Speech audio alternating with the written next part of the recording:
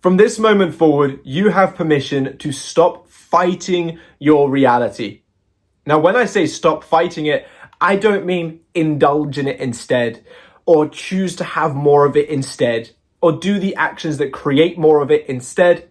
No, I mean stop fighting so you have the time to choose something different. When you fight your reality, you keep yourself locked in this little box.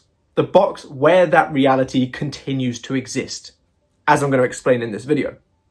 But when you choose something new and drop that opponent, you will shift into those new experiences, not only faster, but also in a much more enjoyable way, again, as I'm going to explain in this video.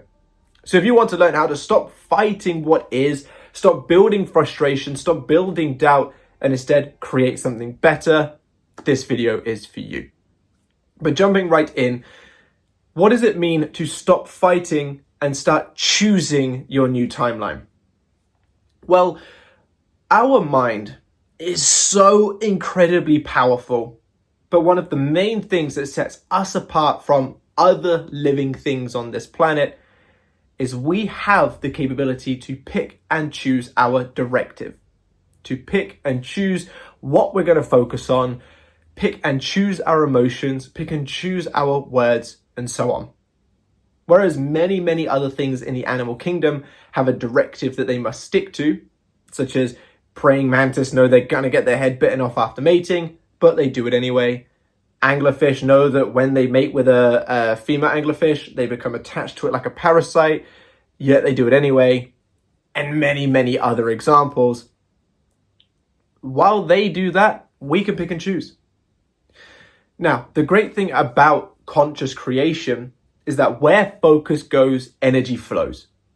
So with the power to pick and choose where we place our focus, we have the capability to pick and choose where we place our energy, thus pick and choose what we create. Now, what typically tends to happen, because of course we're human, we still get attached to stuff, we still get baited in by stuff, but what typically tends to happen is that something will happen in our 3D reality that we won't like. Or we want to create something because we're not quite content with what currently is. And so we try to fight what is. We try to do anything to avoid poverty. We try to do anything to avoid being single and things of that nature, the avoidance of pain, as opposed to focusing on riches, as opposed to focusing on loving relationships and so on. We look at it as in, once I get this, then my current world will be happy. Basically saying, I'm fighting my current world to try and get there. Now, why is this a problem then? In order to have something to fight, you must have an opponent.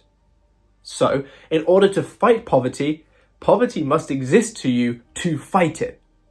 In order to fight being single must continue to present itself to fight it.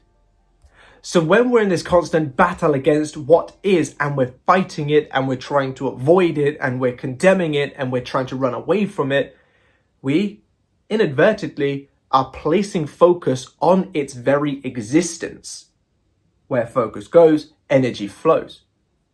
So by trying to hide from things or ignore things, but in a way that is fighting it, we are keeping ourselves locked in that position. Now, if you recall from a moment ago, we can pick and choose our thoughts, feelings, and our actions, which means we can pick and choose where our energy goes. This means at any given moment, you don't need to fight what is. You can just simply go inward and see something new as though it is already played out. Again, if you're fighting poverty, poverty must stick around. If you choose to turn your attention away from poverty, go inward and create the sense of abundance, you are choosing the timeline in which abundance exists for you.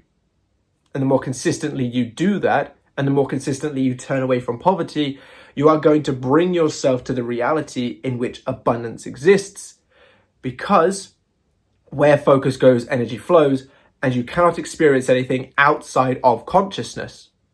Meaning, if you're constantly conscious of poverty in the attempt to avoid it or fight it, that's all you can experience. If you're removing consciousness from poverty and placing it solely on abundance, you cannot experience poverty after, a consistent amount of time of doing this, because it is no longer part of your consciousness. Meaning, instead of fighting what is and winning the war that way, you've just chosen a different battle. One in which, if battles ever favored anyone, one in which benefits you. So when you are presented with negative things in the 3D, negative thoughts, negative feelings, instead of reacting to them, instead of effing and blinding and, screaming at the next person that will listen, choose not to react, because reactions are a choice. Yes, of course, you can react unconsciously, but becoming conscious of that reaction and then shifting it is the choice, and you can do that. There are very, very few things that are genuinely unable to be intervened via consciousness of the situation in terms of what you're specifically experiencing directly. So you choose to become conscious of your reactions, and you say, you know what, I'm not going to engage in this because I'm going to go inward. I'm going to make claim of my riches or make claim of my relationship, whether that's through some form of affirmations or visualization or something like that, or just simply dwelling in the feeling of love, being chosen, abundance, and so on. By doing this, you are not choosing to focus on the negative thing that is, and instead choosing to focus on the positive thing that you desire to experience. Now, you can do this with most things. Most things do not actually require any energy or attention from you. For example, if you're left on red by your person, that actually does not require any attention from you. That genuinely does not require your focus. Bills, maybe you could say something different. You need to pay your bills at the end of the month, so of course there is some element of focus being placed on it. But there is a very, very big difference between indulging in the fact that you won't have enough money, panicking about it, freaking out about it, and those kinds of energetic imprints, and say, doing what needs to be done from a very neutral position, and then outside of doing that, going inward, seeing the abundance, seeing the joy, seeing the fulfillment of having money. So consider this with your practice. You simply can choose a new timeline to experience by choosing a new set of thoughts, a new set of feelings, and a new set of actions that align with that new outcome.